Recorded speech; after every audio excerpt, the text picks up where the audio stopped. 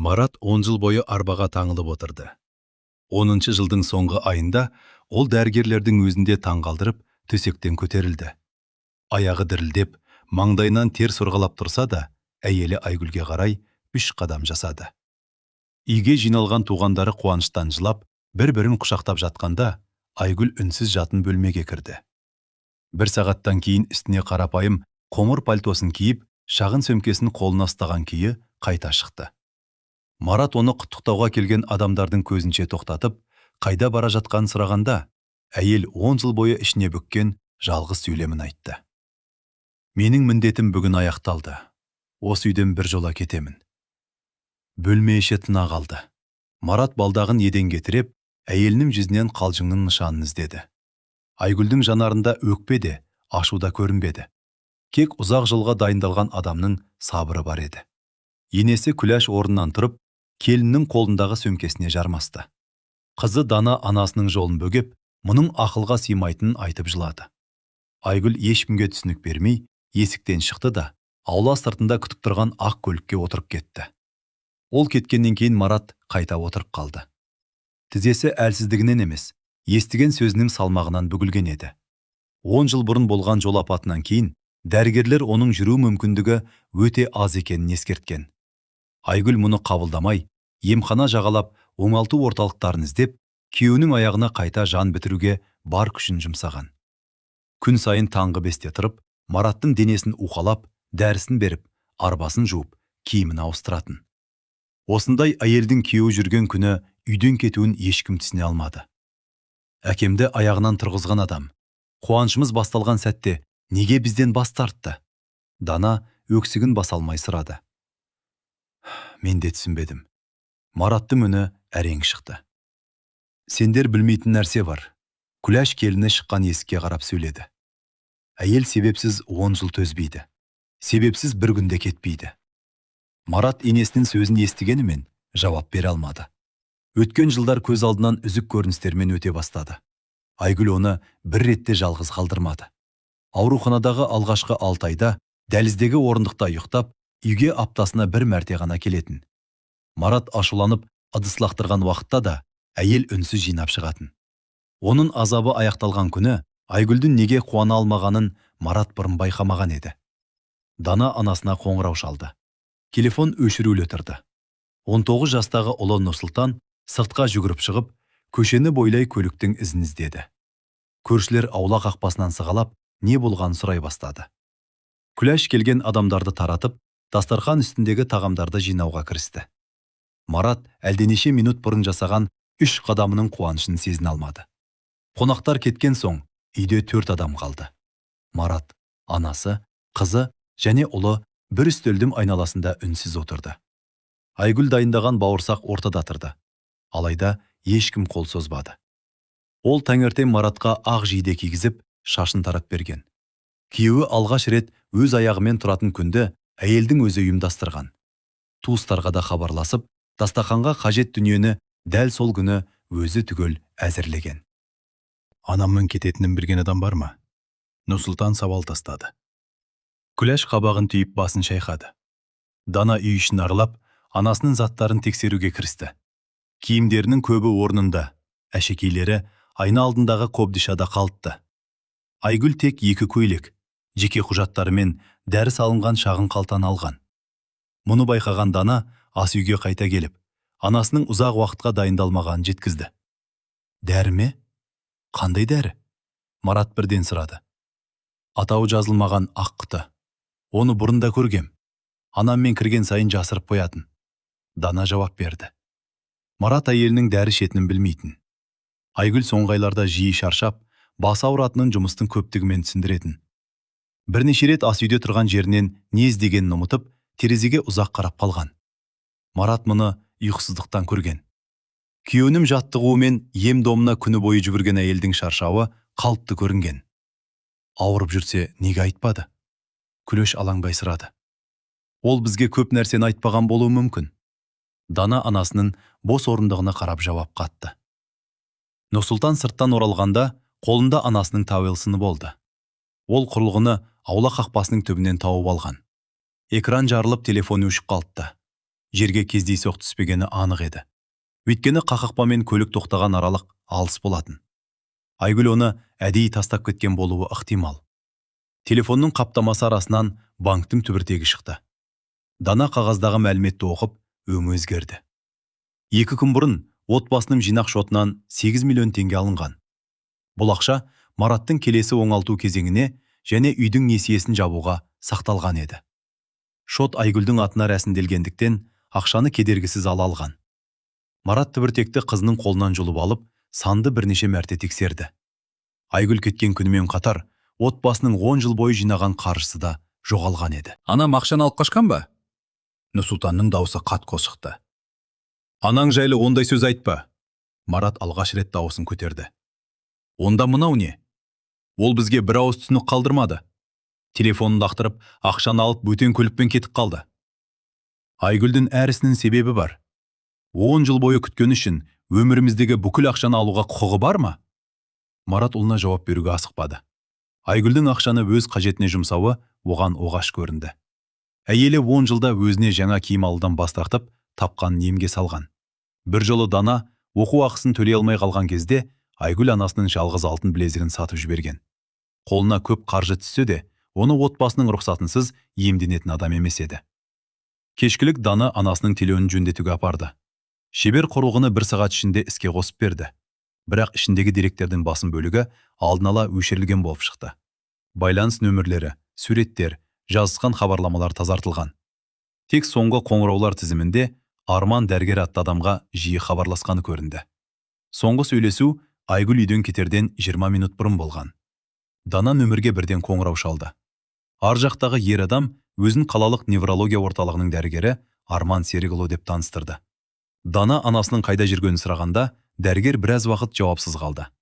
Ол науқас жайлы мәліметті рұқсатсыз тарата алмайтынын байыппен түсіндірді. Алайда Айгүлге қауіп төніп тұрма деген сауалға нақты жауап бермеді. Анам сіздің емделушіңіз бе? Дана қайта сұрады. Бұл мәселені телефон арқылы талқылай алмаймын. Ол бүгін үйден кетіп қалды. Телефонын тастап кеткен. Біз оның қандай дәрі ішетінін де білмейміз. Айгүл ханым өзі байланысқа шығады. Қазір іздемегендеріңіз дұрыс. Неге? Дәрігер тұтқаны қоя салды. Дана нөмірге қайта хабарласқанмен қоңырау қабылданбады. Ол үйге келгенде әкесінің жатын бөлменің ортасында тұрған күйі көрді. Марат балдаққа сүйеніп, Айгүл жатқан кереуетке қарап қалыпты. Әйелдің жастығы алынған. Төсектің өзге бөлігі мұқият жиналған. Киім шкафының төменгі сөресінде бос орын пайда болған. Әке, Арман Серікұлы кім? Дана есікті жауап сұрады. Марат бұл атты танымайтынын айтты. Дәрігер жайлы естігеннен кейін оның көңіліне күдік кірді. Айгүл неврологқа не үшін қаралған? Құтыдағы дәрілер қандай ауруға арналған? Ақ көліктегі адам кім? 8 миллион теңге қайда жұмсалды? Бірнеше сұрақтың бір уақытта пайда болуы Мараттың тынысын тарылтты. Түн ортасында ол Айгүлдің күнделікті жататын орнына қолын созды. Кереуеттің бос жағы мұздай еді.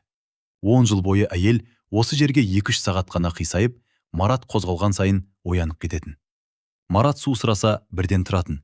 Аяғы құрысып қалса, таңға дейін уқалайтын. Ендігі тыныштық оның өзіне көтере алмайтын жүк болып сезілді. Таңғы сағат 6-да Марат дәлізден ыдыстың сыңғырын күтті. Айгүл әдетте осы уақытта шайме қойып, дәрілерін реттейтін. Үй үнсіз қалды. Ол өз күшімен төсектен түсуге талпынып, балдағын іздеді. Бір аяғын еденге қойған сәтте, тепе-теңдігін жоғалтып, тізерлеп құлады. Дана дыбысты естіп, бөлмеге жүгіріп кірді. Әкесін көтермек болғанда, Марат оның қолын қағып жіберді. Ол қабырғаға сүйеніп, өздігінен тұруға әрекет етті. Бірінші талпынысы сәтсіз аяқталды. Екінші ретте құлады. Үшінші рет орнынан көтерілгенде, көзіне жас толып кетті. Анаң мені күн сайын осылай тұрғызатын. Мен оның қанша рет құлағанымды санағанын ғана көрдім. Ал өзі қанша рет іштей құлағанын сұрамаппын. Дана әкесінің қолтығынан ұстап, кереуетке отырғызды. Марат әйелін кінәлаудан бұрын оны табуға бел буды. Полицияға хабарласуды ойлағанымен, Айгүл өз еркімен кеткені анық болғандықтан, іздеу бірден басталмайтынын білді. Ақ көліктің нөмірін көрген адам табылмады. Алдадағы бейне бақылау камерасы бірнеше күннен бері істемей тұрған. Күләш түске жақын қайта келді. Қолында Айгүлдің жұмыс орнынан алған қағаздары бар еді. Келіні аудандық емханада 12 жыл бойы еден жуушы болып еңбек еткен. 3 ай бұрын өз өтінішімен жұмыстан шығыпты. Жұмыстастарына күйеуім жүріп кететін күнін күтіп жүргенін айтып, бұдан кейін басқа қалаға қоныс аударатынын ескерткен. Демек оның кетуі аяқ астынан қабылданған шешім емес. 3 ай бұрын ма? Марат сенбеген күйі сұрады. Иә, саған жұмысқа барып жүргенін айтқан. Негізінде жұмыстан шығып кеткен. Күн сайын таңертең қайда барып жүрді? Оны ешкім білмейді. Марат өткен 3 айды ой елегінен өткізді. Айгүл таңертең үйден шығып, түстен кейін оралатын. Қолында азық-түлік, дәрі немесе жаттауға арналған құрал болатын. Жалақысын сұрағанда, емханадағы жұмыс бұрынғыдан қиындағанын айтып, әңгімені тез ауыстыратын. Марат оған күмән келтірмеген. Нұрсұлтан анасының бұрынғы жұмысына барып, күзетшімен сөйлесіп қайтты. Күзетші Айгүлді кейінгі апталарда неврология бөлімінің маңынан бірнеше рет көрген. Ол қызметкер есігінен емес, науқастар кіретін жақтан келген. Жанында 40-тар шамасындағы ер адам жүрген. Екеуі ақ көлікке отырып кететін. Ақ көлік, Дана сыбырлады. Анамды алып кеткен көлікте ақ болатын. Арман дәрігер болуы мүмкін. Марат жорамал жасады. Дәрігер науқасын үйден алып кете ме? Нұрсұлтан күдігін жасырмады. Күләш немересіне зекіп қарады. Оның да жүзінде қорқыныш пайда болған. Айгүлдің өзге ер адаммен байланысы бар деген ойды ешкім ауызға алғысы келмеді. Марат әйелінің 10 жыл бойғы күтімін бір сәттік күдікпен жоққа шығаруға намыстанды. Бірақ құпия кездесулер, өшірілген телефон, алынған ақша бір-біріне қосылғанда көңілдегі сенімге сызат түсе бастады. 3-ші күні банк қызметкері Маратқа хабарласты. Айгүл алған 8 миллион теңгенің қайда кеткені анықталыпты. Ақша қолма-қол алынбаған. Жеке медициналық орталықтың есепшотына жіберілген. Төлем мақсатына арнайы күтім және ұзақ мерзімді орналастыру деген түсінік енгізілген. Қызмет алушы адамның аты құпия сақталған. Марат медициналық орталыққа баруға шешім қабылдады. 10 жыл бойы сыртқа арбамен шыққан ол алғаш рет көлікке өз аяғымен отырды. Дана жанында, Нұрсұлтан рөлде болды. Қала шетіндегі орталық биік қоршаумен қоршалған. Кіре берісінде күзет тұрды. Маңдайшада жүйке жүйесі мен есте сақтау қабілетіне қатысты ауруларды емдейтіні көрсетілген. Қабылдау бөліміндегі әйел Айгүлдің атын естігенде компьютерге үңілді. Экраннан қажетті мәліметті тапқан соң, жүзіндегі сыпайы қалпын жоғалтпауға тырысты. Марат әйелінің осы орталықта бар жоғын сұрады. Қызметкер науқастар жөніндегі деректі жақын туыстарына да рұқсатсыз айта алмайтынын жеткізді. Дана телефоннан анасының суретін көрсеткенде, әйелдің жанары бір сәтке өзгеріп кетті. Сіз оны танисыз? Дана сенімді үнмен сөйледі. Мен ештеңе айта алмаймын. Ол менің анам. 3 күн бұрын жоғалып кетті. Жоғалған жоқ, қызметкер байқамай айтып қалды. Марат үстелге жақындай түсті. Қызметкер сөзінен жаңылғанын түсініп, меңгерушіні шақыру үшін орнынан көтерілді. Дәліздің ар жағынан ақ халатты Арман Серікұлы көрінді. Дана оны дауысынан бірден таныды. Дәрігер үшеуін жеке бөлмеге шақырды. Арман Серікұлы есікті іштен жауып, орындық ұсынды. Марат отырудан бас тартты. Балдағына сүйенген күйі әйелінің қайда екенін сұрады. Дәрігер Айгүлдің қауіпсіз жерде екенін ғана хабарлады. Өзге мәліметті айту үшін оның жазбаша келісімі қажет екенін түсіндірді. Күйеуінің жүретінін 10 жыл күткен әйел неге дәл осы күні кетеді? Мараттың үні дірілдеді. Ол сіздің қасыңызда ма? Айгүл ханымның жеке шешімін құрметтеуіміз керек. 8 миллионды мына орталыққа не үшін аударды? Қызмет ақысы ретінде. Кімнің қызметі? Дәрігер үнсіз қалды. Нұрсұлтан үстелге алақанын ұрып, анасын көрсетуді талап етті. Арман күзетті шақыратынын ескертті. Дана інісін сабырға шақырып, дәрігерге жалғыз сауал қойды. Анам өлімге әкелетін дертке шалдыққан ба? Арманның қабағы қозғалып кетті. Ол бірден жауап бермеді. Терезеге қарап тұрып, Айгүлдің отбасы мүшелеріне әзірге ештеңе айтпауын өтінген жеткізді. Мараттың қолындағы балдақ тайып кете жаздады. Дәрігер оны ұстап үлгерді. Айгүлдің ауруы бар ма? Марат әр сөзін бөліп сұрады. Мен оның рұқсатынсыз диагнозын айта алмаймын. Диагнозы бар екенін айтып қойдыңыз. Арман үнсіз қалды. Марат оның халатының жағасынан ұстай жаздап өзін тежеді. Күйеуінің әлсіздігін өзінен артық білетін әйел неге ауруын жасырған? Неге емделу үшін үйінде қалмады?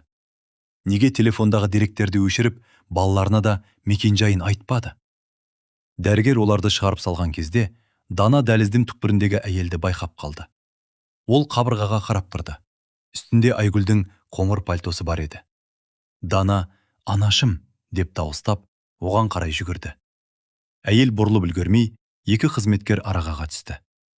Қоңыр пальтодағы адам бүйірдегі есік арқылы жабық бөлімге кіріп кетті. Ол анам еді. Дана есікті ұрғылай бастады. Арман оның қолынан ұстап тоқтатты. Марат бар күшін жинап, дәлізді бойлай жүрді. Қоңыр есікке жеткенше бірнеше рет сүрінді. Ол әйелінің атын атап шақырғанда, ар жақтан баяу қадам естілді. Есік ашылмады. Айгүл, мен жүріп кеттім. Сен 10 жыл күткен күн келді. Неге менен қашып жүрсің? Ар жақтағы қаш адам тоқтады. Бірнеше секундтан кейін әйелдің әлсіз үні естілді. Үйге қайт, Марат. Балаларға қара. Мен іздеме. Не болып жатқанын түсіндір. Сені аяққа тұрғызуым керек болды. Мен соны орындадым. Сенсіз маған мұндай аяқтың керегі не? Есіктің ар жағынан жауап келмеді. Марат тұтқаны жұлқып, ішке кірмек болды. Күзетшілер оны кері алып кетті. Дана жылап, анасына бір рет шығуын өтінді. Нұрсұлтан үнсіз тұрды. Оның жүзіндегі ашудың орнын үрей басқан еді. Арман оларды кіреберіске дейін шығарып салды. Марат көлікке отырар алдында дәрігерге бұрылды. Айгүлдің не себепті ұзақ мерзімді орналастыру ақысын төлегенін сұрады. Арман жауап бермеуге тырысқанмен, Мараттың көзқарасына шыдай алмады. Кейбір ауру адамды бірден өлтірмейді. Дәрігер баяу сөйледі.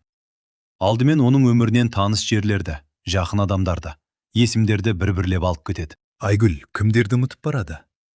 Мұныны өзінен сұраңыз. Ол менімен сөйлеспейді. Өйткені сізді ұмытып қалудан бұрын кеткісі келген болуы мүмкін. Марат көлікке қалай отырғанын аңғармай қалды. Дана әкесінің қолын ұстап, үнсіз жылады. Нұрсұлтан рөлге отырғанымен қозғалтқышты қоспады. Орталықтың жабық терезелерінің бірінен қоңыр пальтодағы әйел көрінді. Ол пердені сәл ысырып, көлікке қарап тұрды. Марат есікті ашып, қайта түспек болды. Терезедегі әйел алақанын әйнекке қойды. Күйеуі де қолын көтерді. Бір сәтке Айгүлдің жүзі анық көрінді. Бірақ оның көзқарасында 10 жыл бірге өмір сүрген адамды таныған қуаныш болмады.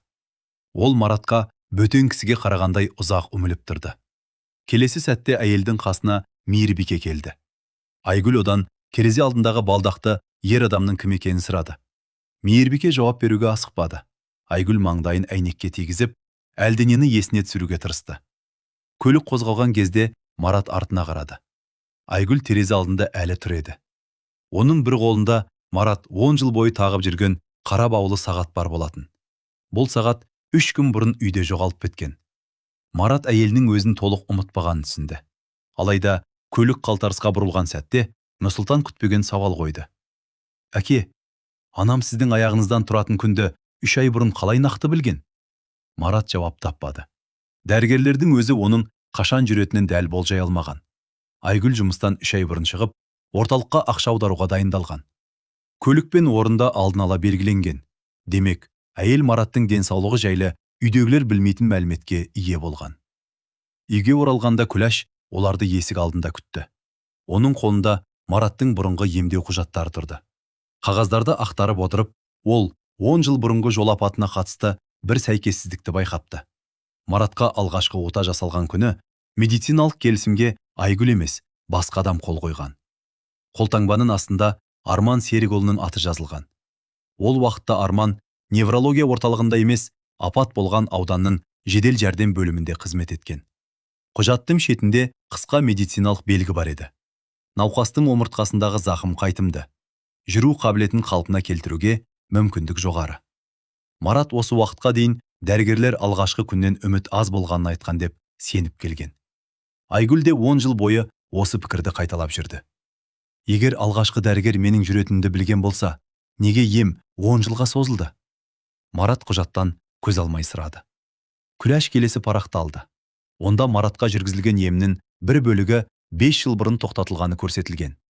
Тоқтатуға өтініш берген адамның аты Айгүл Маратовна. Құжаттағы қолтаңба әйелінікіне ұқсайтын.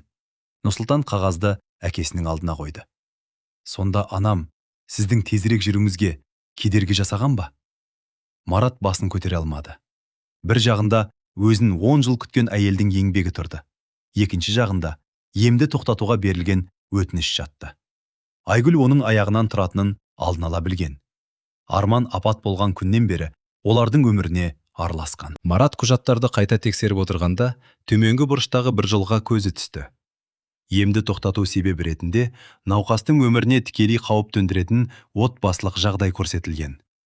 Бұл шешімге Айгүлмен бірге Арман да қол қойған. Қасына қызыл сиямен бір адамның аты жазылыпты. Дана Марат қызы, 14 жаста. Марат қызына қарады. Дана апат болған кезде дәл 14 жаста еді.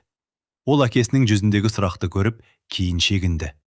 Қыздың өңі қуарып, қолындағы телефон еденге түсті. Дана, сен не білесің? Марат сұрады. Қызы жауап бермеді. Күләш немересінің иығынан ұстап, шындықты айтуын талап етті. Дана көз жасын сүртіп, әкесіне тіке қарады. Анам сіздің жүріп кетуіңізді 10 жыл бойы тілеген жоқ, әке. Ол сіздің ертерек аяққа тұруыңыздан қорықты. Неге? Өйткені сіз жүрген күні апат болған түнді есіңізге түсіретініңізді білді. Мараттың саусақтары дірілдей бастады. Оның жадында жол апатына дейінгі бірнеше сағат жоғалған еді. Ол көлікте жалғыз болғанына сеніп келген. Полиция ісі де осы мәліметпен жабылған. Дана басын шайқап, әкесінің 10 жыл бойы естімеген ақиқатының алғашқы бөлігін ашты. Көлікте жалғыз болмадыңыз. Қасыңызда анам мен отырдым. Апатқа дейін рөлде отырған адамда сіз емес едіңіз. Көлікті анам жүргізді. Дана әкесінен көзін тайдырмай сөйледі. Бірақ апатқа оның қателігі себеп болған жоқ. Марат үстен шетіне сүйеніп қалды. 10 жыл бойы тергеушіден, дәрігерлерден, өз туыстарынан естіген мәліметтердің бәрі бір сәтте мағынасын жоғалтты. Ресми құжатта рөлде Марат отырғаны анық көрсетілген. Айгүл күйеуіне де осы нұсқаны айтып келген. Дана апаттан кейін бірнеше ай бойы тұйықталып, оқиғаға жайлы бір ауыз сөз қозғамаған. Неге полицияға өтірік айттыңдар? Марат сұрады. Анам сізді қорғады. Мен көлікті жүргізбесем, менен нені қорғады? Рөлде кім отырғаны маңызды емес еді. Полиция жол үстінде болған оқиғаның алғашқы бөлігін ғана көрді. Бізді қуған адамды ешкім іздеген жоқ. Күләш орындығына баяу отырды. Нұрсұлтан әпкесіне жақындап, сөзін анық айтуды талап етті. Дана екі қолын үстел үстіне қойып, дірілін жасыруға тырысты. Оның есінде апат болған түннің әр сәті сақталған. 14 жастағы қыз үшін бір түн 10 жылға созылған еді. Олар аудан орталығынан қалаға қайтып келе жатқан. Айгүл көлікті жүргізген, Марат жанында отырған. Дана артқы орындықта есін жия алмай, анасының күртесін құшақтап отырған. Оның ерні жарылған, оң қолының білегінде көгерген іздер болған. Марат артта қайта-қайта бұрылып, қызынан не болғанын сұраған. Мен жауап бере алмадым. Дана үнін бәсеңдетті. Анам үндемеуімді өтінді. Артымыздан қара көлік қуып келе жатты. Әкем әлдекімге телефон соғып, бізді жолдан өткізуін сұрады. Кім қуып келе жатты? Нұрсұлтан сұрады. Дана ернін тістеп әкесіне қарады. Мараттың жүзіне ашу емес, үрей шықты. Оның жадында қара жол, қарсы алдынан түскен жарық және тежегіштің ащы үні қылаң берді. Артынша басының ішін өткір ауырсыну тіліп өтті. Ол самайын ұстап, қабырғаға сүйенді. Қара көлікті көріп тұрмын. Марат сыбырлады. Бірақ жүргізушінің жүзі есімде жоқ. Анам да сіздің есіңізге түсуінен қорықты. Дана сөзін жалғады. Апаттан кейін ауруханада бір рет ояндыңыз. Мені көрген бойда бір адамның атын атап, есікті жабуды талап еттіңіз. Анам сізді тыныштандыруға тырысты. Сіз оның қолынан ұстап, балаларды алып кет, ол бізді табады деп айқайладыңыз. Кімнің атын атадым? Дана үнсіз қалды. Күләш немересінің алдына келіп, екі иығынан ұстады. Қыздың жасырған адамы отбасыға жақын екені түсінікті еді. Марат туыстарының жүзін ойша бір-бірлеп елестетті. Бір мезетте үй сыртынан көлік есігі жабылғаны естілді. Қақпадан Мараттың інісі Ермек кіріп келді. 47 жастағы Ермек ағасының жүре бастағанын естіп, ауылдан арнайы келгенін айтты. Ол бөлмеге көтеріңкі көңілмен кіргенімен, үстел үстіндегі медициналық құжаттарды көріп кідірді. Дананың жүзі қуарып, Нұрсұлтан әпкесінің алдына тұра қалды. Марат інісінің қимылын үнсіз бақылап тұрды. Қуанышты күні неге қара жамылып отырсыңдар? Ермек ағасының құшақтауға ұмтылды. Марат оны жақындатпады. 10 жыл бұрын апат болған түні қайда болдың? Ермектің қабағы жиырылды. Ол мұндай сауалды күтпегені анық көрінді. Бірнеше секундтан кейін өзін тез жинап, алдағы үйінде болғанын айтты. Марат қара көлік жайлы сұрағанда, інісі Дананың жағына жалт қарады. Қыз орнынан қозғала алмай қалды. Аға, сенің есім толық орнықпаған. Ермек сабыр сақтауға тырысты. Айгүл сандырағын миыңа құйып үлгерген бе? Айгүл үйде жоқ. Қайда кетті? Мұны сен жақсы білуің мүмкін. Ермек орындыққа отырып, Айгүл жайлы көптен бері айтқысы келген шындығы барын мәлімдеді.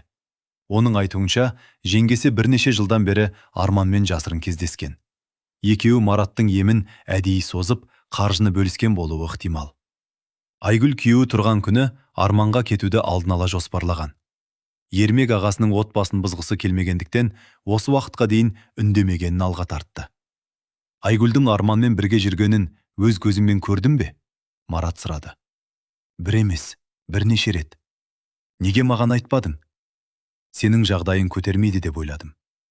Мені ойлаған адам 3 жыл бойы үйге бір рет кірмей кетті ме? Ермек жауаптан жалтарды. Ол жұмысын, ауылдағы шаруасын сылтау етті. Марат інісінің оң қасындағы жіңішке тыртыққа қарап қалды. Жадында көлік айнасынан көрінген ер адамның жүзі жарқ етті. Қара көліктің жүргізушісінде дәл сондай тыртық бар еді. Марат алға ұмтылып, Ермектің жағасынан алды. Әлсіз аяқтары дірілдегенімен, саусақтары інісінің мойнын қатты қысты. Нұрсұлтан әкесін ажыратуға әрекет жасады. Күләш екі ұлының арасына тұрып, болған істі айқайсыз анықтауды бұйырды. Ермек ағасының қолын итеріп, есікке қарай шегінді. Сен бізді қудың ба? Марат ақырын сұрады. Жоқ. Қасында кім болды? Аға, есіне келген үзік көрініске сенбе. Дананың білегін кім көгертті? Ермек бұл сұрақтан кейін қозғала алмай қалды. Оның жүзіндегі сенімділік жоғалды.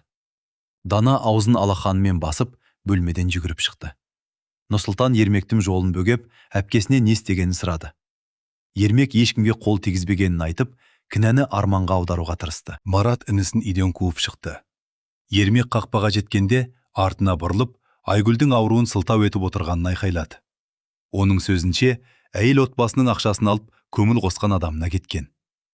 Мараттың аяғы жазылғанын көргенде қажетсіз болып қалған. Осы сөздерден кейін Нұрсұлтан ағасына қарай ұмтылды. Бірақ әкесі баласын тоқтатты. Ашумен жасалған бір қадам адамның 10 жылын ұрлауы мүмкін.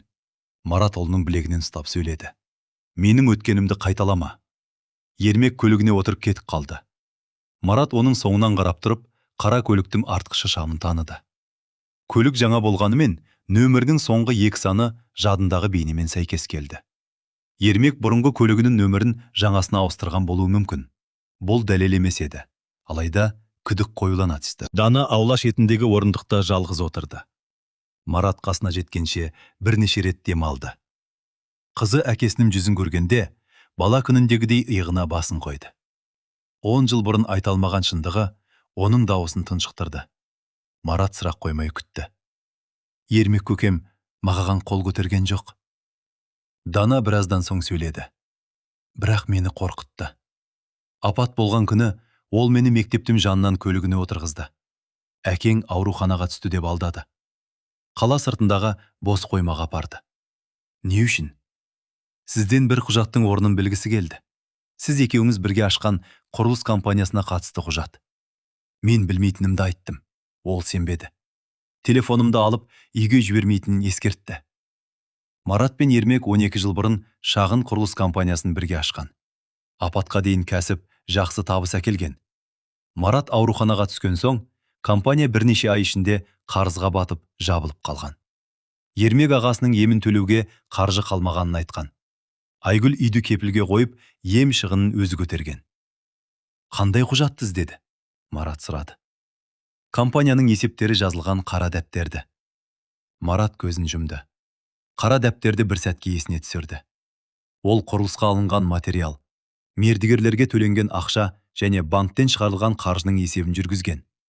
Апаттан бір апта бұрын есептен үлкен айырмашылық тапқан. Компаниядан 40 миллион теңгеге жуық қаржы жоғалған. Ақшаға қол жеткізе алатын 2 адам болған. Марат пен Ермек. Мен оны полицияға бермек болдым. Марат өзіне өзі айтып отырғандай сөйледі.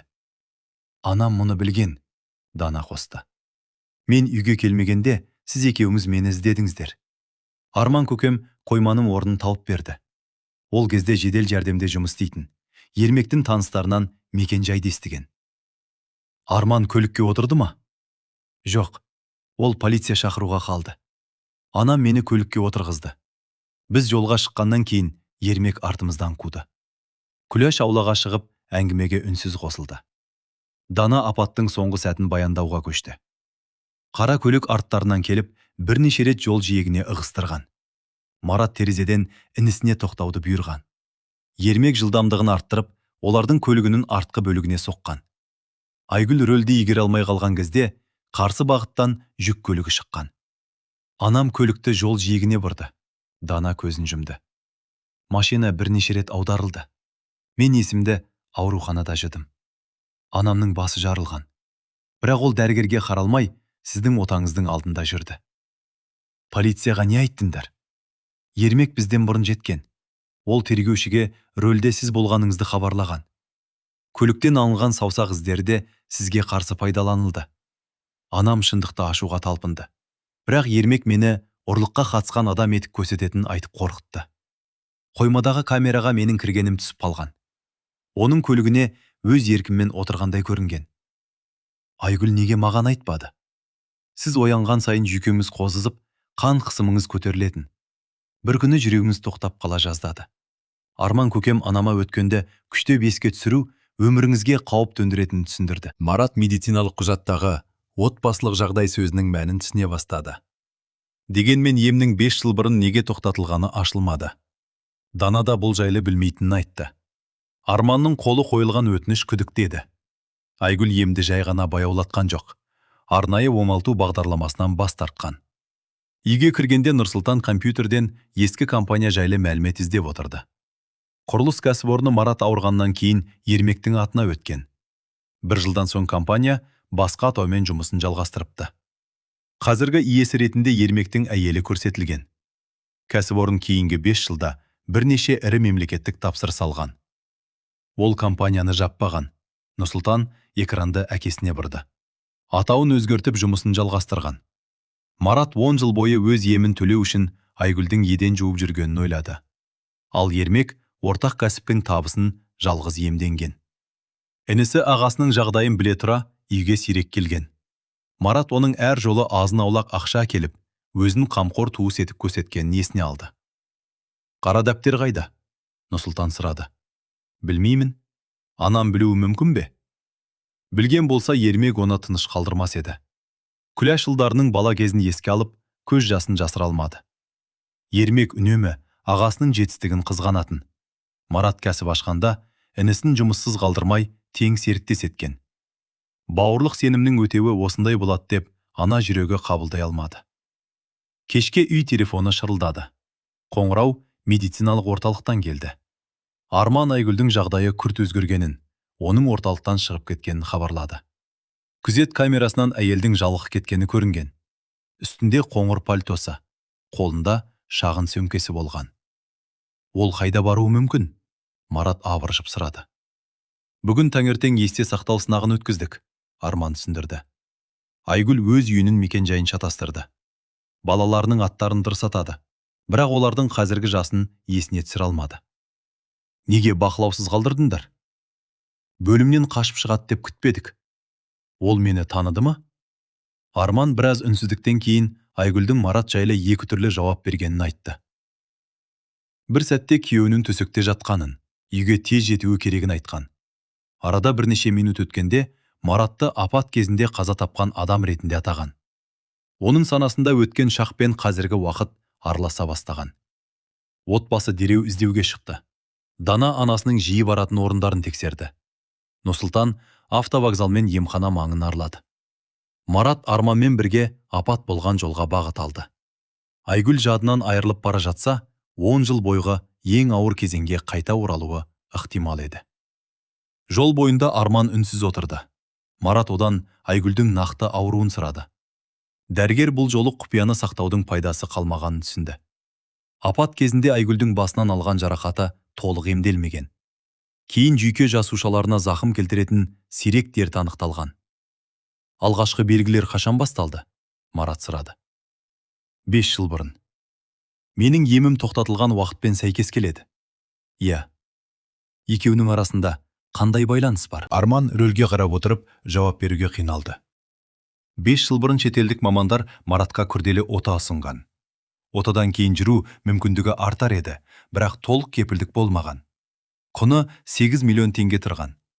Дәл осы кезеңде Данаға да шұғыл ота қажет болған. Данаға қандай ота жасалды? Марат таңырқап сұрады. Апаттан кейін оның жүрек қақпақшасында ақау пайда болды. Бірнеше жыл жасырын дамыған. Дәрігерлер кеш байқап, уақыт аз қалғанын айтты. Марат қызының 19 жасында 2 ай ауруханада жатқанын есіне алды. Айгүл оған Дананың өкпесіне салқын тиіп, ұзақ ем қажет болғанын айтқан. Негізінде қыздың жүрегіне күрделі ота жасалыпты. Қаржы бір ғана адамға жеткен. Айгүл күйеуінің жүру мүмкіндігі мен қызының өмірінің арасынан таңдау жасауға мәжбүр болған. Ол Дананы таңдады. Мараттың үні бәсең шықты. Кез келген ана осы таңдау жасар еді. Маған неге шындықты айтпады? Сен отаға арналған ақшаны қызына беруге бірден келісер едің. Бірақ кейін өзіңді оның алдында борышты сезініп өтетініңді Айгүл білді. Ол сенің ашуыңды өзіне алғысы келді. Марат терезеден қара жолға көз тастады. 10 жыл бойы әйелін өз өмірін қайтаратын жалғыз адам деп қабылдаған. Айгүлдің өз денсаулығы, қорқынышы, арманы бар екенін ұмытқан. Ол әйелінің әр күнін күйеуіне қызмет етуге міндетті уақыттай көрген. Айгүл таңдау жасаған сайын ауыртпалықты жалғыз көтерген. 8 миллион орталыққа неге төленді? Марат сұрады. Айгүл кейінгі 2 жылда сенің еміне тиесілі қаржыны қайта жинады. Сен жүре бастағанда оны өзіне емес, ұзақ күтіміне жұмсады. Балаларына салмақ болғысы келмеді. Ауру қай деңгейде? Бірнеше айдан кейін жақын адамдарын танымай қалуы мүмкін. Бірақ бұл нақты мерзім емес. Жады бірде ашылып, бірде жабылады. Ол мұны қашан білді? 3 жыл бұрын. Мараттың кеудесін өкініш қысты. 3 жыл бойы Айгүл күйеуін аяғынан тұрғызуға тырыса жүріп, өзінің есінен айырылып бара жатқанын білген. Ол әр таңын есте сақтай алмауы мүмкін, күнге жақындаумен өткізген. Марат әйелінің ұмытшақтығын шаршауға балап, бір ретте дәрігерге апармаған. Олар апат болған бұрылысқа жеткенде жол жиегінен қомыр пальто көрінді. Айгүл қоршау түбінде отыр екен. Аяқ киімі балшыққа батып, шашы тарқап кеткен. Қолында қара баулы сағатты қысып ұстап отырды. Марат көліктен түсіп, оған қарай асықты. Айгүл басын көтеріп, күйеуіне үрейлене қарады. Марат 2 қадам қалғанда тоқтады. Әйел оны танымауы мүмкін еді. Ол атын атап, қолын созуға қорқытты. Айгүл, мен келдім. Әйел сағатқа қарады. Жүзінде әлсіз жылылық пайда болды. Мараттың сағаты. Ол алақанын ашты. Мұны оған апаруым керек. Ол ауруханада мені күтіп жатыр. Марат, менмін. Айгүл оның аяғына, кейін балдағына қарады. Көзінен жас шықты. Ол орнынан тұрып, ер адамның жүзін 2 алақанмен ұстады. Сен жүрдің бе? Иә, сенің арқанда жүрдім. Онда мен кешікпеппін. Айгүл күйеуінің кеудесіне басын қойды. Марат оны құшақтап, алғаш рет әйелінің қаншалық әлсірегенін сезді. Бұрынғы мығым денеден із қалмаған. Иығы сүйірленіп, қолы мұздап тұрды. 10 жыл бойы оны көтерген әйелдің өзі сүйенетін адамға айналған еді. Арман көліктің жанында тұрып, оларға жақындамады. Айгүл біраздан кейін күйеуінен ажырап, айналасына таңырқай қарады. Оның жанары қайта өзгерді. Жаңа ғана Маратты таныған әйел бірнеше секунд ішінде абдырап қалды. Біз мұнда не үшін келдік? Ол сұрады. Үйге қайту үшін. Қай үйге? Марат жауап беруге үлгермеді. Жолдың қарсы бетіне қара көлік тоқтады. Ішінен ермек түсті. Оның қолында қалың қара дәптер бар еді. Айгүл дәптерді көрген сәтте Мараттың алдына тұра қалды. Жаңа ғана мекенжайын ұмытқан әйел қауіптің кім екенін бірден таныды. Ермек жолдан өтіп келе жатып, дәптер үшін сөйлесуге келгенін хабарлады. Арман телефонын алып, полиция шақыруға ыңғайланды. «Қоңырау шалма!» Ермек айқайлады. «Бұл дәптер ашылса, Марат та түрмеге түседі». Марат инісіне қарай бір қадам жасады. «Менің қандай кінәм бар?» Ермек қара дәптерді көтерді. 40 миллионды мен жалғыз алған жоқпын. Мұнда сенің қолың тұр. Марат дәптерге үңілді. Бірнеше бетінде өз қолтаңбасына ұқсас белгілер көрінді. Ол мұндай құжатқа қол қойғанын есіне түсіре алмады. Айгүл күйеуінің қолынан ұстап, Ермекке сенбеуін өтінді. «Бұл қолдан жасалған». Айгүл анық сөйледі. «Марат ақша алған жоқ». Жады өшіп бара жатқан әйелдің сөзіне кім сенеді? Ермек мысқылдай күлді. Айгүлдің жүзі өзгеріп кетті. Ол Ермектің қолындағы дәптерге емес, оның күртесінің қалтасына қарады. Қалта шетінен күміс түсті, кішкентай құрылғы көрініп тұрды. Айгүл 10 жыл бұрын апатқа дейін Ермектің дәл осындай дыбыс жазғышпен Мараттың даусын көшіріп жүргенін айтты. Компания төлемдерін растау үшін Мараттың даусын пайдаланған. Ермек құрылғыны жасыруға әрекет жасады. Арман жолын бөгеді. Екеуі жағаласып жатқанда дәптер жерге түсті. Парақтарының арасынан бант мөрі басылған түбіртектер шашылды. Бір түбіртекте 40 миллион теңгенің Ермектің жеке шотына аударылғаны анық көрінді. Марат қағазды көтеріп алды. Ермек қаша жөнелмек болғанда, алыстан полиция көлігінің дабылы естілді. Арман орталықтан шыққан бойда күзет қызметіне Айгүлдің бағытын хабарлаған екен. Қызметкерлер олардың көлігін бақылап, полицияға мекенжай жіберген. Ермек жолдың арғы бетіне жүгірді. Қара көлігіне жеткенше, Айгүл оның артынан бір сөйлем айтты. 10 жыл бұрын бізді жолдан шығардың. Бұл жолы өз жолынан өздерім шықтың. Полиция Ермектің көлігін бірнеше шақырымнан кейін тоқтатты. Қара дәптер мен бант түбіртектері кергеуге алынды. Марат пен Айгүл орталыққа қайтуға дайындалды. Әйел көлікке отырар алдында күйеуіне қарады. «Марат, сен маған ренжисің бе? Не үшін? Жүретін күнімді кешіктіргенім үшін. Сен менің жүретін күнімді кешіктірмедің. Қызымыздың өмірін сақтап қалдың». Айгүл жылап жіберді. Ол осы сөзді 10 жыл күткен адамдай күйеуінің қолын маңдайына басты. Марат әйеліне үйге бірге қайтуды ұсынды. Айгүл басын шайқап, әлі бара алмайтынын айтты. «Неге? Үйде сен білмейтін бір қауіп бар. Ермек ұсталды». «Қауіп Ермек емес». Айгүл айналасына қарап, даусын сыбырға түсірді. «Апаттан кейін сен 10 жыл бойы аяқтарыңды ғана қозғалта алмадың деп ойладың. Шын мәнінде, Арман екеуміз сенен басқа нәрсені де жасырдық». «Нені?» «Сен оянған алғашқы түні бір адамды өлтіргеніңді айттың». Мараттың өңі өзгерді. Арман олардың әңгімесін естіп, асығыс жақындады. Ол Айгүлге мұны жол үстінде айтуға болмайтынын ескертті. Бірақ әйел күйеуінің қолын жібермеді. «Апатқа дейін қоймада Ермектен басқа адам болды». Айгүл сөзін жалғастырды. «Сен мені және Дананы құтқару үшін онымен төбелестің. Біз қашып шыққанда ол жерде қимылсыз жатты. Ол кім еді?» Айгүл жауап беруге оқталғанда жанары босап кетті. Бірнеше секунд бұрынғы әңгіме жадынан өшкендей күйеуіне түсінбей қарады. «Кешіріңіз». Ол қолын тартып алды. «Сіз мені біреумен шатастырып тұрсыз». Марат әйелінің жүзінен өзін іздеді. Айгүл оны танымады. Арман әйелді көлікке отырғызды. Есік жабылар алдында Айгүл қара баулы сағатты Мараттың алақанына салды. «Мұның иесін тапсаңыз, оған бір нәрсе айтыңыз». Айгүл өтінді. Әйелі оны тастап кеткен жоқ. Ол күйеуінің ұмытылған қылмысын өзімен бірге алып кеткісі келді. Көлік қозғалып кетті. Марат жол жиегінде жалғыз қалды. Алақандағы сағат жүріп тұрды. Оның жадында қойманың суық едені, Дананың айқайы және қанға боялған ер адамның қолы пайда болды. Ең қорқыныштысы, жерде жатқан адамның жүзі Армандікі еді. Марат көлік алыстап кеткенше орнынан қозғалмады. Жадында жатқан адамның жүзі Армандікі еді. Ал тірі Арман жана ғана Айгүлді орталыққа алып кетті. 10 жыл бұрын қоймада не болғанын білмей, үйге қайту мүмкін емес көрінді. Ол балдағын қатты қышып, жолдан өтіп бара жатқан көлікті тоқтатты. Жүргізушіден медициналық орталыққа жеткізуін өтінді.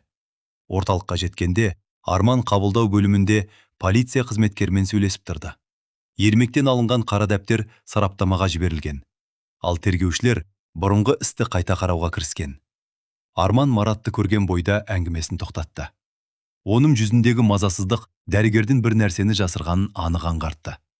Марат оған жақындап, қоймада жатқан адамның кім болғанын сұрады. Ол сен едің, Марат тіке сөйледі.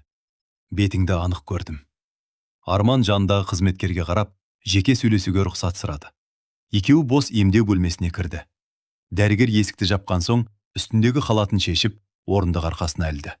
Оның оң иығында ескі жарақаттан қалған ұзын тыртық бар еді. Марат жадындағы адамға ермек темірмен ұрғанда соққы дәл осы тұсқа тигенін есіне түсірді. Сен тірі қалдың, Марат күбірледі. Қоймада жатқан адам мен емес.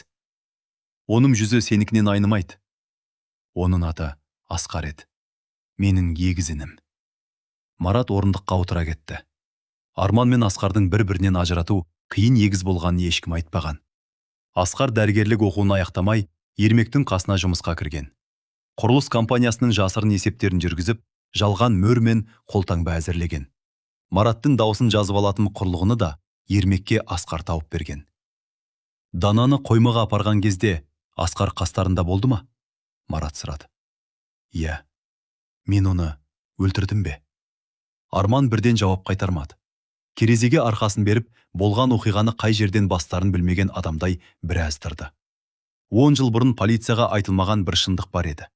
Оны жасыруға Айгүл де Арман да қатысқан. Бірақ олардың мақсаты Маратты жазадан құтқару ғана болмаған. Асқар бірнеше ай бойы компания қаржысын Ермекке аударуға көмектескен. Кейін істің көлемінен қорқып, қылмыстан бас тартпақ болған. Ермек оған мүмкіндік бермей, Дананы ұрлау жоспарына араластырған. Қоймада қызды көргенде Асқардың райы өзгерген. Ол Дананың телефонын қайтарып, есікті ашуға әрекет жасаған. Осы кезде Марат пен Айгүл қоймаға жеткен. Ермек ағасына темір таяқпен ұмтылған.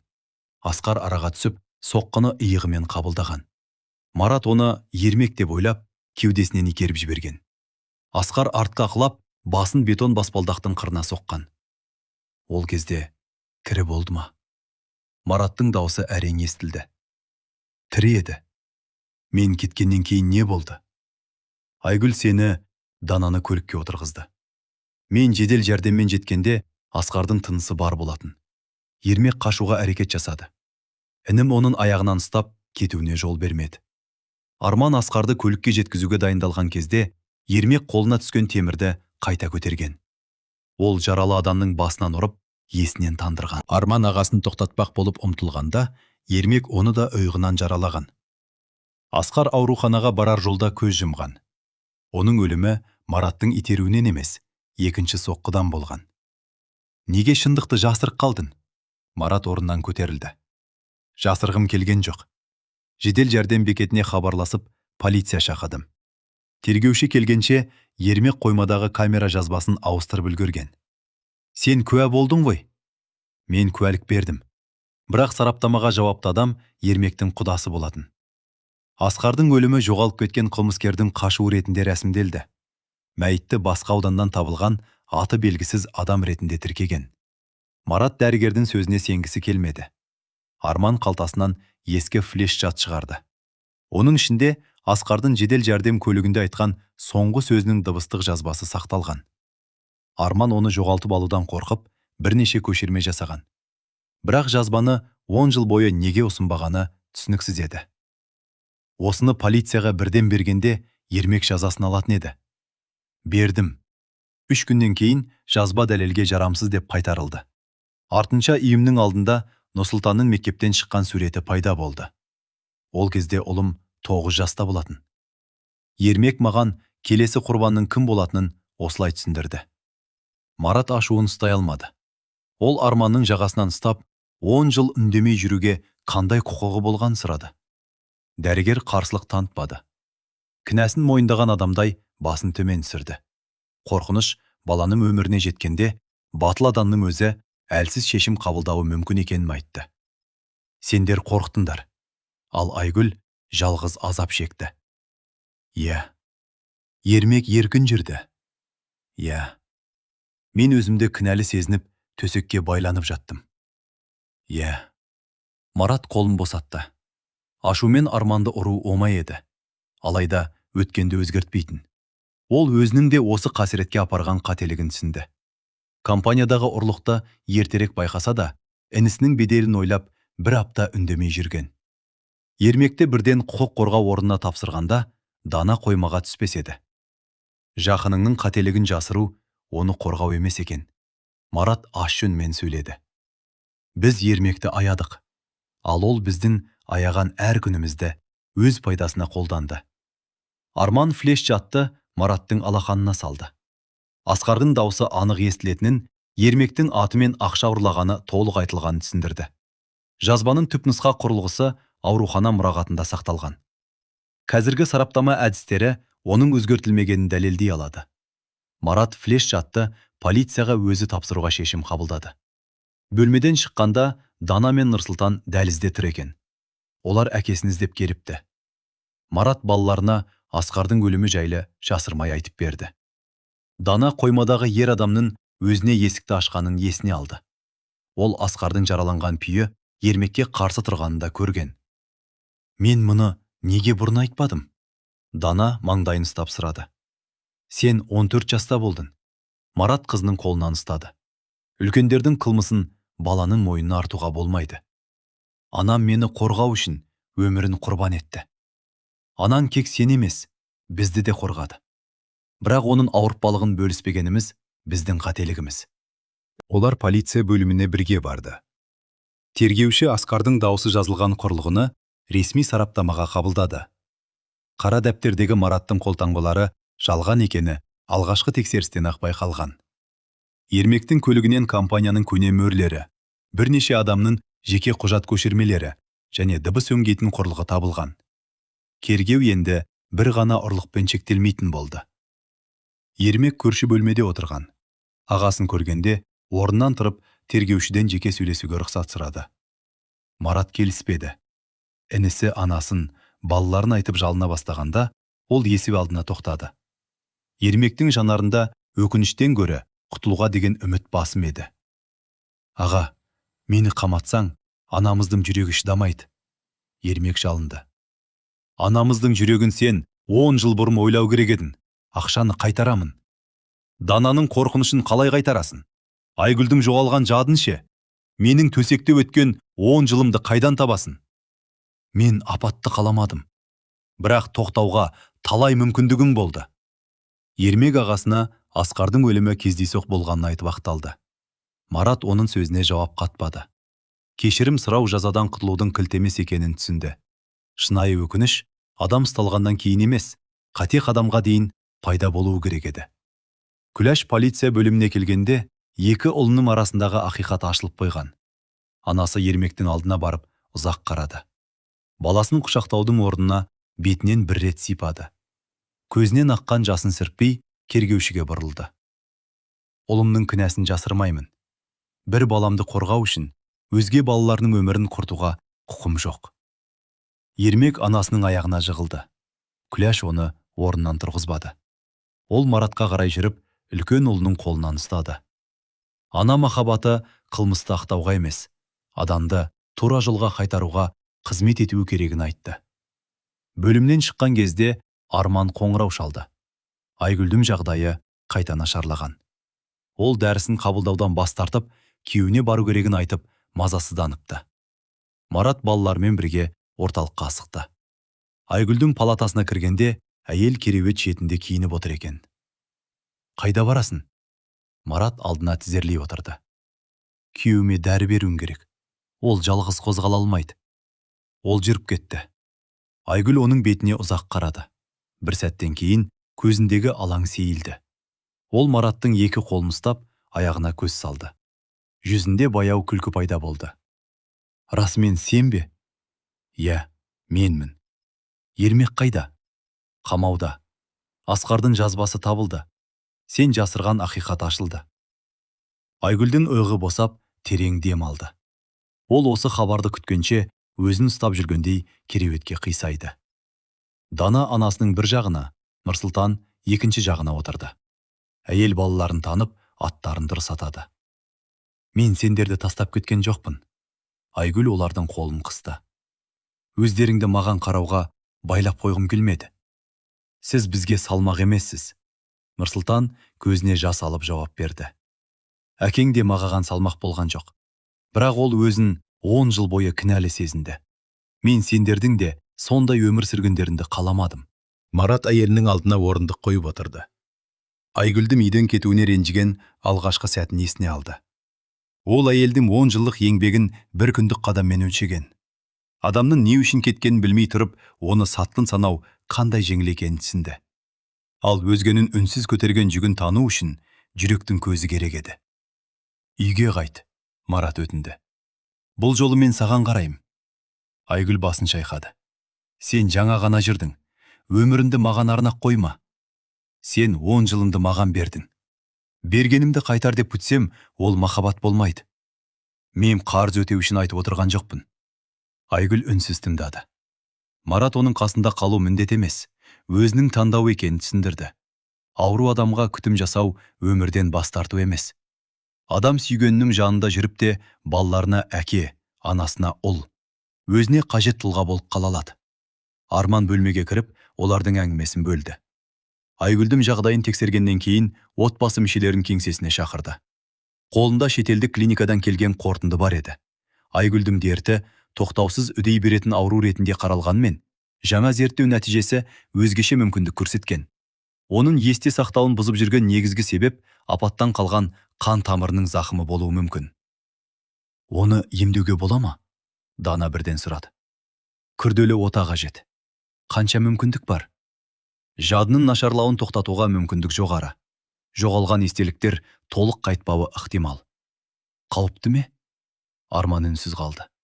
Ота кезінде Айгүлдің сөйлеу қабілетіне немесе қозғалысына зақым келу қаупі бар еді.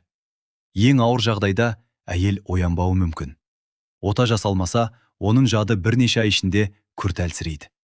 Таңдау жасауға уақыт аз қалған. Құны қанша? Марат сұрады.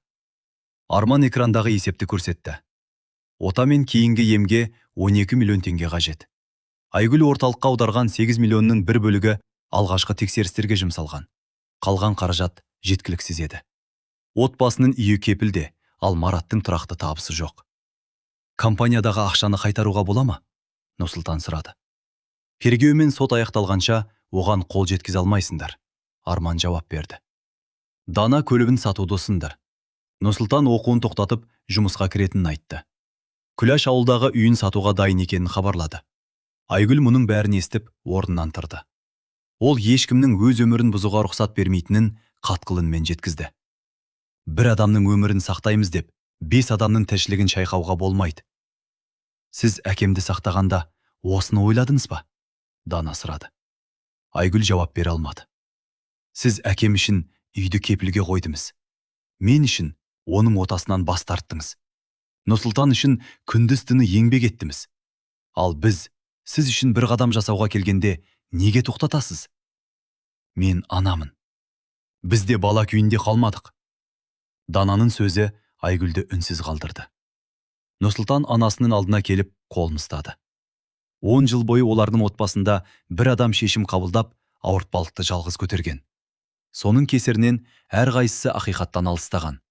Нұрсұлтан бұдан бұлай маңызды шешімнің бірге қабылдануын сұрады. Марат үйге қайтып, қажетті қаражат табуға кірісті.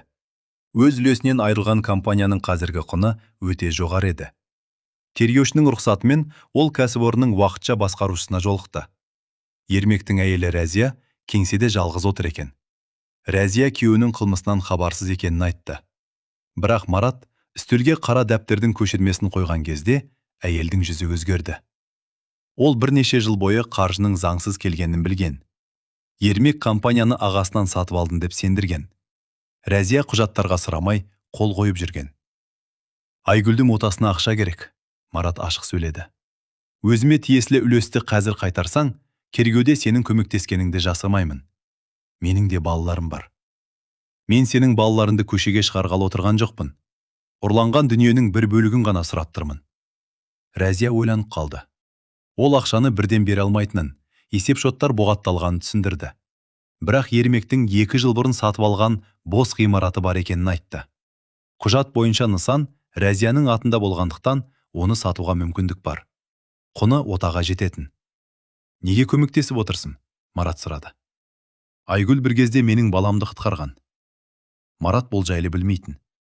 3 жыл бұрын Рәзияның кіші ұлына қан қажет болғанда Айгүл донор тауып, емхана қызметкерлерін жұмылдырған. Ермекпен арадағы дұшпандықты баладан асырмаған. Рәзия содан бері жеңгесінің алдында өзін борышты сезініп жүрген. Ол маған бұл туралы айтқан жоқ. Айгүл жасаған жақсылығын санаған адам емес. Рәзия нысанды сатуға келісім берді. Бірақ сатып алушы табуға бірнеше апта қажет болуы мүмкін. Ал дәрігерлер отаны 7 күн ішінде жасау керегін ескерткен. Марат кеңседен шыққанда алдынан бейтаныс ер адам тосып алды. Ол өзін бұрынғы компанияның есепшісі Бекен деп таныстырды. Бекен қолындағы шағын сөмкені Маратқа ұсынды. Ішінде қомақты ақша болды. Марат оны алудан бас тартқанда, есепші бұл қаражаттың өзінікі емес екенін айтты. Айгүл 2 жыл бойы Ермектің жымқырған қаржысын шағын бөліктермен заңды жол арқылы қайтаруға көмектескен. Ақша бірнеше сенімді адамның есепшотында сақталған. Айгүл мұны не үшін жинады? Марат сұрады. Сіздің аяғыңыздан тұратын күнімізге. Ол қаржыны өз еміне жұмсамады ма? Жоқ. Ол сізге шағын шеберхана ашып бермек болды. Марат жүргенде өзін ешкімге қажетсіз сезінбеу керек деп тапсырды. Сөмкедегі ақша отаға толық жететін. Марат қабырғаға сүйеніп көзін жұмды. Айгүл үйден кетуге дайындала тұра, күйеуінің кейінгі өмірінде ойластырған. Ол Маратты тастамаған, өзіне мұқтаждықтан босатқан. Араларындағы айырмашылықты Марат кеш түсінді. Ол ақшаны алып, орталыққа қайтты. Арман операцияға қажетті құжаттарды дайындауға кірісті. Бірақ Айгүл келісім беруден бас тартты. Ол тәуекелден қорыққанын жасырмады. Жадынан айырылса да, балаларын сырттай көріп жүре алатынын, ал ота сәтсіз болса, олармен қоштасуға да мүмкіндігі қалмайтынын айтты. Марат оны көндіруге тырыспады. Таңдау Айгүлдің өзіне тиесілі екенін түсінді. Ол әйелінің жанында отырып, қандай шешім қабылдаса да құрметтейтінін жеткізді. Айгүл алғаш рет күйеуінің өзіне бұйрық бермей, жауапкершілікте бөлісіп отырғанын көрді. Менің бір талабым бар, Айгүл баяу сөйледі. Егер отадан кейін сені танымасам, өткен өмірімізді маған зорлап түсіндірме. Неге? Махаббат естелікте ғана тұрмауы керек. Егер жүрегім сені қайта қабылдаса, өзім жақындаймын. Марат оның талабына келісті. Айгүл операцияға рұқсат беретін құжатқа қол қойды. Дана мен Нұрсұлтан анасын құшақтады. Күләш бетін сипап, батасын берді. Ота жасалатын күні Айгүлді палатаға дайындап жатқанда полициядан тергеуші келді. Оның қолында Асқардың дыбыстық жазбасына жасалған сараптама қорытындысы бар еді. Жазбаның шынайылығы расталған. Бірақ оның соңғы бөлігін қалпына келтірген мамандар күтпеген мәлімет тапқан. Асқар өлер алдында Ермектің жалғыз әрекет етпегенін айтқан. Компания қаржысын ұрлауға полициядағы ықпалды адам көмектескен. Апатысын бұрмалаған да осы адам болатын. Оның аты жазбаның соңғы секундтарында анық естілген. Тергеуші есімді айтқанда Арманның қолындағы құжат жерге түсіп кетті. Марат та сенбей қалды. Аталған адам 10 жыл бұрынғы тергеуші емес еді. Ол Айгүлдің туған ағасы Сәрсен болатын. Марат операция бөлмесіне қарай әкетіліп бара жатқан әйеліне қарады. Айгүл бұл есімді естігенде көзін жұмды. Оның жүзіндегі өзгерістен құпияны бұрыннан білгені аңғарылды. Сен ағаңның қылмысында жасырып жүрдің бе? Марат сұрады. Айгүл көзін ашты. Жоқ. Мен осы отадан кейін тірі шықсам, оны өз қолыммен ұстатуға дайындалдым. Ол қайда? Біздің үйде. Мараттың жүрегі шым ете қалды. Үйде Күләш жалғыз қалған еді. Айгүл орындықтың тұтқасын қысып ұстап, соңғы құпияны ашты. Сәрсен 10 жыл бойы өзін өлді деп көрсетіп жүрді. Үйден кетер алдында оны жертөледе көрдім. Ол қара дәптердің 2-ші бөлігін іздеп келді. Операция бөлмесінің есігі жабылды. Марат телефонын алып, анасына қоңырау шалды. Тұтқаны бөтен ер адам көтерді. Құжатты әкел. Ар жақтағы дауыс қысқа сөйледі. Әйтпесе анаңды тірі көрмейсің. Марат телефонды құлағына қысып, дауыстың иесін анықтануға тырысты. Сәрсенді соңғы рет 11 жыл бұрын көрген. Одан бері оның қайтыс болғанына сеніп келген. Айгүлдің ағасы шетелге жұмыс іздеп кетіп, жол үстінде жоғалды деген хабар тараған. Отбасы мәйіт табылмаса да, оны тірілер қатарынан шығарған еді. Ал қазір ол Күләшті кепілге алып, үйдің ішінде отыр. Анамның дауысын естірт. Марат талап етті. Тұтқадан ыдыстың сынған үні шықты. Артынша Күләштің сабырлы дауысы естілді. Ол ұлына үйге келмеуді, полицияға хабарласуды бұйырды. Сәрсен телефонды қайта алып, қара дәптердің екінші бөлігімен Асқардың дыбыстық жазбасын талап етті. Егер Марат жалғыз келмесе, Күләшке зиян тигізетінін ескертті. Марат операция бөлмесінің жабық есігіне қарады. Бір жағында өмір мен өлім арасында жатқан әйелі, екінші жағында қарулы адамның қолындағы анасы бар еді. Бұрынғы Марат ашуға еріп, үйге бірден барар еді. Бірақ 10 жылдық дәрменсіздік оған асығыс әрекеттің құнын үйреткен. Ол телефонды өшірмей, тергеушіге белгі берді. Полиция қызметкерлері қоңыраудың дыбысын жазып, үй маңына жасырын топ жіберді. Марат Сәрсенмен сөйлесуді жалғастырып, уақыт ұтуға тырысты. Құжаттың қай жерде тұрғанын сұрап, білмеген адам кейпін танытты. Сәрсен шыдамсызданып, жертөледегі қабырғаны бұзғанын айтты. Ол іздеген дәптер үйде болмаған. Айгүл оны қайда жасырды? Сәрсен ақырды. Айгүл операцияда жатыр. Ар жақта тыныштық орнады. Сәрсен қарындасының ауруын білмегенге ұқсады. Марат оның осы әлсіз сәтін пайдаланып, не үшін туған қарындасының өмірін құртуға қатысқанын сұрады. Сәрсен өз ісін ақтауға кірісті. Ермек оған компаниядан ақша шығарған үшін үлес берген, ал апат ісін жабуға полициядағы таныстарын пайдаланған. Сен Айгүлдің басынан жараланғанын білдің, Марат сөйледі. Неге бір рет келіп кешірім сұрамадың? Келсем бәрі ашылатын еді.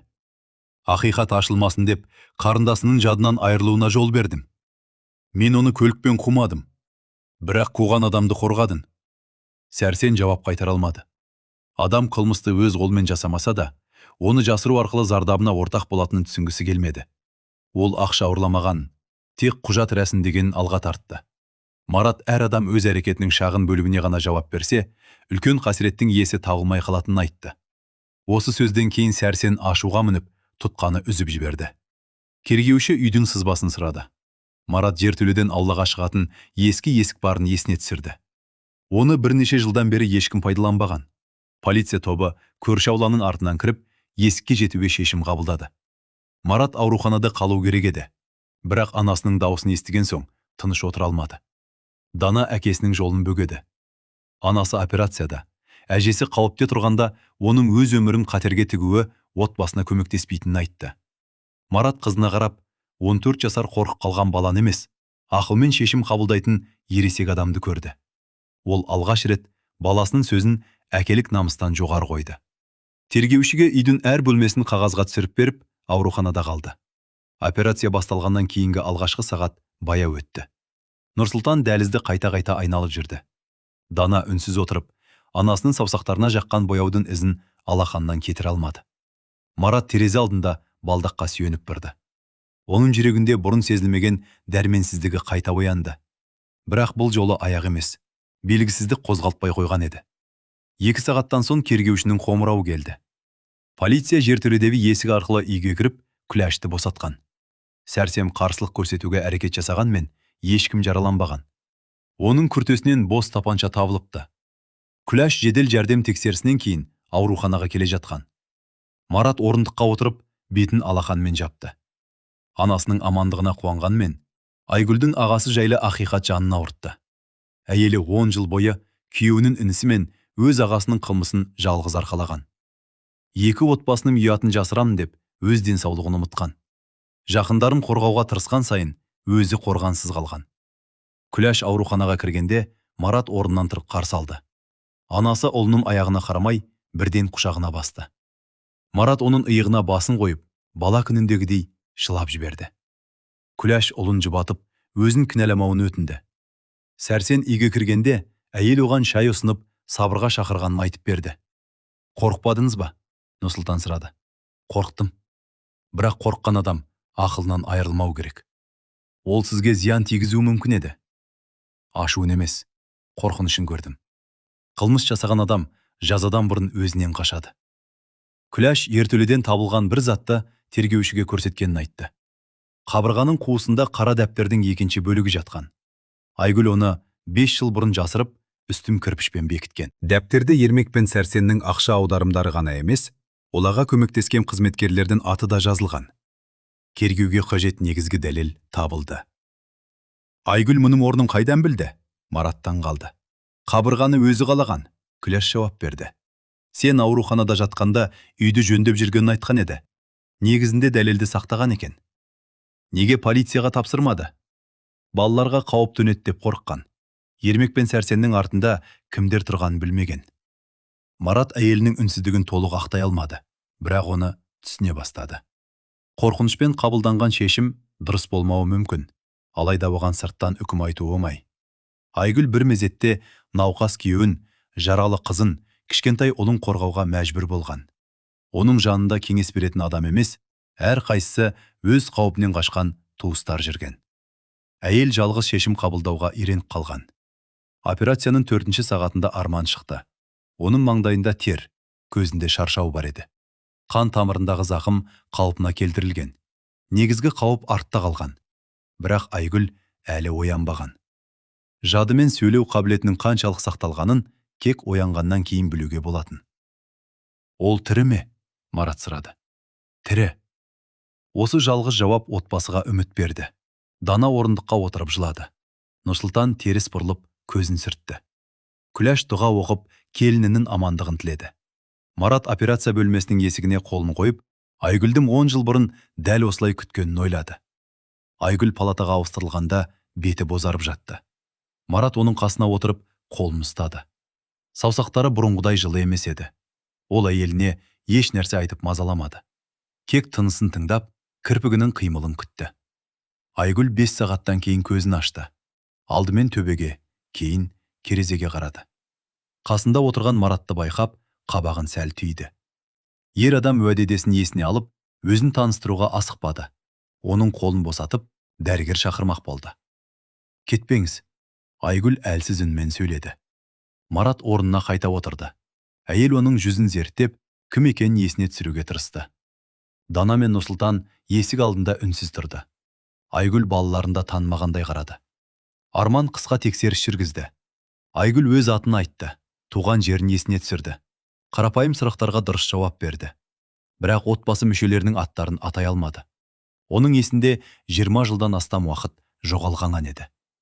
Марат бұған дайынмын деп ойлаған. Алайда әйелінің бөтен көзқарасы жүрегін тіргілеп өтті. Бұл уақытша болуы мүмкін, Арман түсіндірді. Миына тыныштық керек. Егер қайтпаса ше, Дана сұрады. Онда жаңа естеліктер құруға көмектесесіңдер. Айгүл үйге бірден жіберілмеді. Оңалту орталығында бірнеше апта қалуы қажет болды. Марат күн сайын таңғы 7-де келіп, кешке дейін жанында отырды. Ол өткен өмірін айтып беруге ұмтылмады. Әйел сұраған нәрсеге ғана жауап қайтарды. Алғашқы күндері Айгүл Маратты балдақты кісі деп атады. Бір күні оның жүру жаттығуын сырттай бақылап тұрды. Марат 4 қадам жасаған соң, демалу үшін орындыққа отырды. Айгүл еріксіз қасына келіп, балдағын дұрыс ұстауды көрсетті. Қолының қимылы 10 жылдық әдетті ұмытпаған еді. Мен мұны қайдан білем? Айгүл таңырқайсырады. Бір адамға ұзақ уақыт көмектескенсің. Ол адам саған ұқсай ма? Иә. Ол қазір қайда? Алдыңда отыр. Айгүл оның жүзіне ұзақ үмілді. Еш нәрсе есіне түспесе де, Мараттың иығына түскен көрпені түзеп қойды. Осы қарапайым қимыл ер адамның көзін жасқа толтырды. Ақыл ұмытқан нәрсені жүрек өз жолымен сақтап қалған еді. Дана анасына күн сайын тамаға келді. Нұрсұлтан бөлмеге шағын радио қойып, Айгүл ұнатқан әндерді қосатын. Күләш келіннің шашын тарап, таныс иістер мен тағамдар арқылы жадын оятуға тырысты. Ешкім одан бұрынғы қалпына тез оралуын талап етпеді. Олар Айгүлдің әр жаңа қадамын қабылдауды үйренді. Бір күні Марат орталыққа кешігіп келді. Айгүл терезе алдында мазасызданып екен. Ол ер адамды көргенде қабағы жазылып, орнына отырды. Марат неге күткенін сұрады. Білмеймін, сен келмегенде бір нәрсе жетпей тұрғандай болады. Мүмкін мені есіңе түсірген шығарсың. Жоқ, бірақ сені көргенде қорықпаймын. Марат одан артық жауап күтпеді. Махаббаттың ем шынайы белгісі үлкен сөз емес, адамның жанында өзін қауіпсіз сезіну екенін ұқты. Айгүл өткенін толық есіне түсірмесе де, оның жанында тыныштала алатын. Бұл Маратқа жеткілікті еді. Ермек пен Сәрсенге қатысты сот бірнеше айдан кейін аяқталды. Асқардың өлімі, Дананы еркінен тыс ұстау, компания қаржысын иемдену және дәлелдерді жасыру ісі толық қаралды. Кінәлі адамдар жазалды. Заңсыз алынған мүліктің бір бөлігі мемлекетке қайтарылып, Мараттың компаниядағы үлесі қалпына келтірілді. Марат кәсіпті бұрынғы бағытта жалғастырмады. Компания ғимаратын сатып, шағын оңалту шеберханасын ашты. Онда ұзақ уақыт қозғала алмаған адамдарға арналған қарапайым құралдар жасалды. Жұмысқа мүмкіндігі шектеулі бірнеше азамат қабылданды. Марат өз басынан өткен ауырлықтың басқа жанға пайдасы тигенін қалады. Дана жүрек ауруы бар балаларға көмек көрсететін қорда жұмыс істей бастады. Нұрсұлтан оқуын жалғастырып, бос уақытында әкесінің шеберханасына көмектесті. Күләш екі ұлының тағдырын ойлап, өзін жазғырмауды үйренді. Ол түрмедегі Ермекке барып тұрды, бірақ қылмысын ақтамады. Ана болу баланың әр ісін дұрыс санау емес. Күләш бір кездесуде ұлына айтты: қателескенде тоқтата алмасам, махаббатының пайдасы жоқ. Ермек алғашында өзін құрбан етіп көрсетуге тырысты. Уақыт өте, Асқардың өлімі мен ағасының жоғалған 10 жыл алдынан қашып, құтыла алмайтын ақиқатқа айналды. Ол Мараттан кешірім сұрады. Марат жауап ретінде бір ғана шарт қойды. Жазасын жеңілдетуді өтінбейді, бірақ адам болып шығуына көмектеседі. Айгүл орталықтан үйге 4 айдан кейін оралды. Ол үйдің бөлмелерін толық танымады. Ас үй табалдырығынан аттағанда, қолы өздігінен шәйнек тұрған жерге созылды. Жатын бөлмеде Мараттың дәрі қоятын сөресін көріп, біраз үнсіз тұрды. Жады үзік қалпында қалса да, күнделікті әрекеттер денесінде сақталған. Марат үйдегі заттардың орнын өзгертіп, Айгүлге ыңғайлы жағдай жасады. Дәрісін уақытында беріп, шашын тарап, серуенге бірге шықты. Ол әйелінің 10 жылдық еңбегін қайтаруға тырыспады. Өткенді өтеу мүмкін емес екенін білді. Қазіргі күнде жанында болуды ғана таңдады. Бір кеште Айгүл аулда тұрған ақ көлікті көріп, үйден кеткен күнін есіне түсірді. Ол қақпа алдында тұрып, қолындағы шағын сөмкесін сезгендей алақанын қысты. Марат жанына келіп, үндемей күтті. Әйелдің көзінен жас ағып кетті. Мен сен жүрген күні кеттім, Айгүл сыбырлады. Иә. Саған ауыр болды ма? Болды. Мені сатқын деп ойладың ба? Марат шындықты жасырмады. Алғашқы сәтте өзін тастап кеткеніне сенгенін мойындады. Кейін әйелінің кетуі бас тарту емес, соңғы қорғаны болғанын түсінген. Айгүл күйеуінің қолын ұстап, сол күнгі ойын айтып берді. Ол үйде қалса, балалар өзін күтуге міндетті болады деп қорыққан. Мен сендерді босатқым келді. Біз сенен бос болғымыз келмейді. Мен сендерге жүк боламын. Жүк адамды төмен тартады, ал сен бізді адам еттің. Айгүл жылап тұрып күлді. Марат оның маңдайынан сүйді. Әйел күйеуінің атын дұрыс атады. Бұл оның есіне түскен ең қымбат сөз еді. Уақыт өте, Айгүлдің жағдайы тұрақталды. Жоғалған естеліктердің біразы қайтып, біразы ашылмады. Ол Дананың балалық шағын толық есіне түсіре алмады, бірақ қызын көрген сайын құшағына тартатын.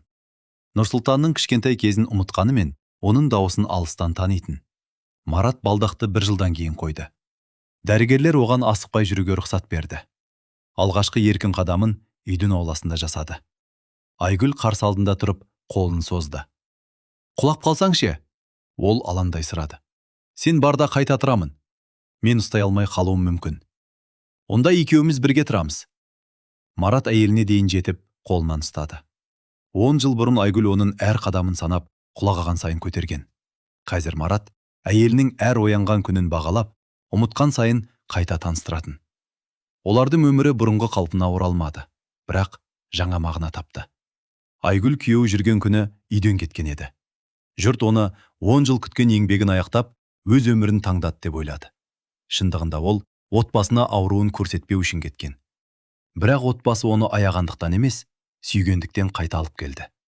Махаббат бір адамның өмір бойы қызмет ету емес. Ол әлсіз жанды міндетті санау да емес. Шынайы махаббат бір күні сүйеу болған адамның ертең өзі сүйенгенде қолын жібермеу. Адам жақынының атын ұмытуы мүмкін, бірақ жанында қауіпсіз болғанын жүрегі ұзақ сақтайды. Айгүл Маратқа қарап баяу жымиды. Сені қайдан танитынымды толық білмеймін. Марат оның алақанын қысты. Оны білу міндет емес. Бірақ жүрегім сені күтетінін білемін. Олар аула ортасында қол ұстасып тұрды. Бірі 10 жыл бойы күйеуін аяғынан тұрғызған, бірі әйелін өз өміріне қайта әкелген. Екеуінің де жолы жеңіл болмады. Бірақ бақыт қиындықтың жоғалуы емес, қиындық келгенде бір-бірінен кетпеуді таңдау еді.